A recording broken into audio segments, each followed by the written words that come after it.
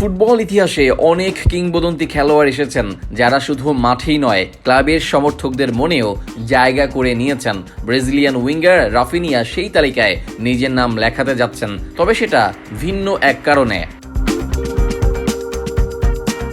Spanish সংবাদ মাধ্যম রেলেভো জানিয়েছে, রাফিনিয়া ব্যক্তিগতভাবে বার্সেলোনা প্রেসিডেন্ট হুয়ান লাপোর্তাকে প্রস্তাব দিয়েছেন তিনি নিজের ব্যক্তিগত অর্থ থেকে 21,000 ইউরো জরিমানা পরিশোধ করবেন।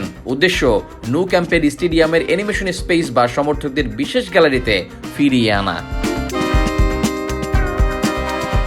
বার্সার এই বিশেষ গ্যালারি নিষিদ্ধ হয়েছিল কিছু নিয়ম লঙ্ঘনের কারণে। ক্লাবকে করা হয় 21,000 ইউরো জরিমানা। তবে এই গ্যালারি বন্ধ হওয়ায় স্টেডিয়ামের আবহ অনেকটাই ফিকে হয়ে যায়। বিষয়টি মেনে নিতে পারেননি রাফিনিয়া। ফুটবল কেবল 11 জন খেলোয়াড়ের খেলা নয়, বরং এটি সমর্থকদের আবেগ, চিৎকার, উল্লাস ও ভালোবাসার সঙ্গে মিশে থাকা এক আবেগীয় সম্পর্ক।